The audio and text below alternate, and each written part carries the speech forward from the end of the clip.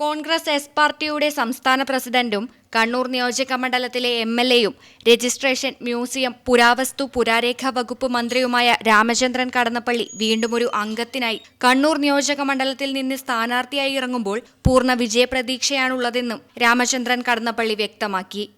ശനിയാഴ്ച രാവിലെ 10 മണിക്ക് നാമനിർദ്ദേശ പത്രിക നൽകുന്നതിന് മുൻപ് ജന്മനാട്ടിലെത്തി മാതാപിതാക്കളുടെ സ്മൃതി മണ്ഡപത്തിൽ പുഷ്പാർച്ചന നടത്തിയ ശേഷം കണ്ണൂരേക്ക് തിരികെ പോകുകയായിരുന്നു രാമചന്ദ്രൻ കടന്നപ്പള്ളി. കേരളത്തിൽ നടക്കാൻ പോകുന്ന നിയമസഭാ തിരഞ്ഞെടുപ്പിൽ ഇടതുപക്ഷ ജനാധിപത്യ മുന്നണിക്ക് അഭിമാനോജ്വലമായ വിജയം ലഭിക്കാനുള്ള സാഹചര്യമാണെന്നും വീണ്ടും പിണറായി ഗവൺമെന്റ് അധികാരത്തിലെത്തുമെന്നും രാമചന്ദ്രൻ കടന്നപ്പള്ളി വ്യക്തമാക്കി.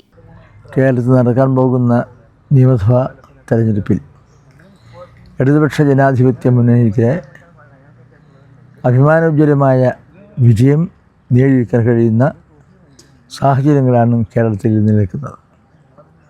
കേരളത്തിലുടനീളം അതിൽ ആധാരഭൂതമായത് ബഹുമാനപ്പെട്ട മുഖ്യമന്ത്രി ശ്രീ പിണറായി വിജയൻ നയിക്കുന്ന ഗവൺമെൻറ് ഈ കഴിഞ്ഞ കാലഘട്ടങ്ങളിൽ ചെയ്തിട്ടുള്ള വികസന പ്രവർത്തനങ്ങൾ, നാടിൻ്റെ പുരോഗതിക്കാവശ്യമായ നിരവധി കർമ്മപദ്ധതികൾ അതിന് സാക്ഷ്യമാണ്.